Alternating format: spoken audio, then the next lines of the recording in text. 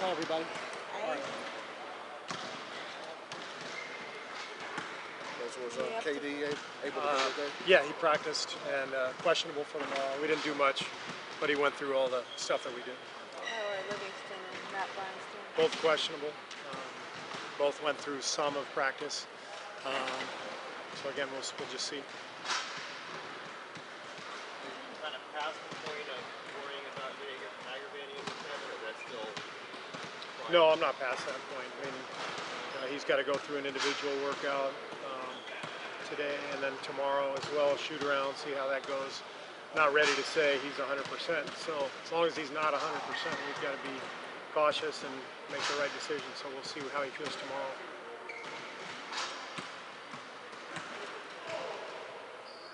Coach, when he said, KD said yesterday in the video that he wanted to go, you guys help him. Yeah. What if he's going in? You know, as the saying, it's questionable for Saturday. What will kind of be y'all determining?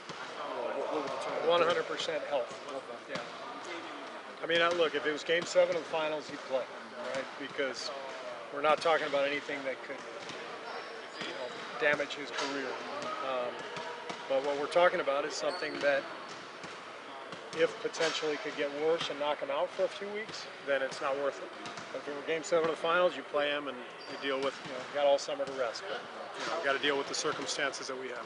How has he been in this process, knowing he wants to play, but also kind of knowing what you're talking about? He's frustrated, as you can imagine, especially coming off of 6 weeks of inactivity. And he's dying to be out on the floor. He's one of the top few players in the entire league. It's been such a great year for the NBA. So much talk about, who's the MVP and this and that. He's used to being part of the discussion, and now he's been sitting. And now the discussion is about him sitting. It's not about him playing. And that's frustrating for anybody, but especially for one of the best players in the league. So it's driving him nuts, but he knows this is the right approach.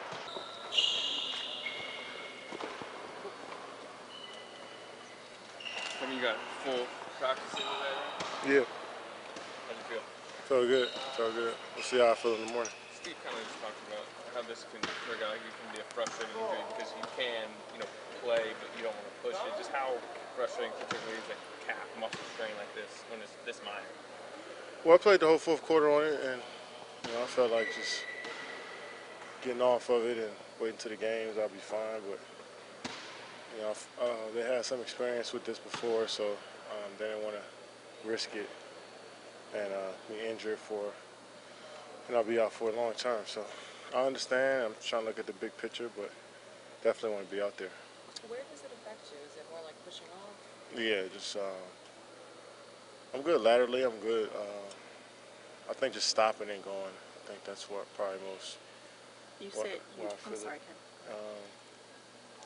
But it's getting better. It's getting better. Just a little pull. You said you had it before. How did you go about rehabbing it then? No, they've had this situation before. Their experienced team has experience. I never had a calf strain before, but Coach Kerr told me about it a few years. Maybe when he was in Phoenix, he was a GM.